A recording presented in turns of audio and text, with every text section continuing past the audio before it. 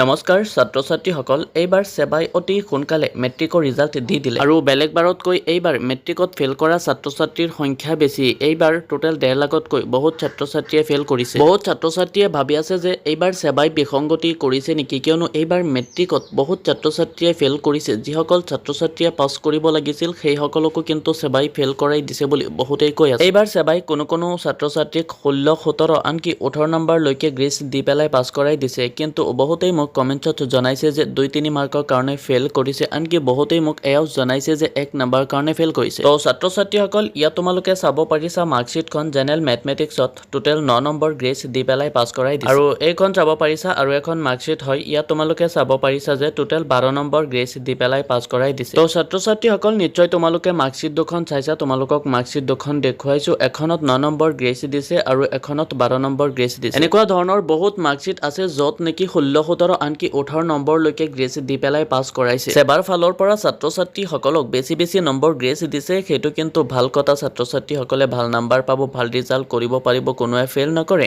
কিন্তু 1000তকৈ বেছি ষ্টুডেণ্টছে মোক কমেণ্টত জনাইছে যে কোনোবাই 1ৰ কাৰণে ফেল কৰিছে, কোনোবাই 2ৰ কাৰণে আৰু কোনোবাই 3ৰ কাৰণে ফেল কৰিছে। তো যদি বেলেগ ছাত্ৰ ছাত্ৰীসকলক 16, 17, 18লৈকে গ্ৰেছ নম্বৰ দি পেলাই পাছ কৰাব পাৰে, তেন্তে 1, 2, 3 মাৰ্কৰ কাৰণে কোনো ছাত্ৰ ছাত্ৰীক চৰকাৰে ফেল কৰাব পাৰে নেকি?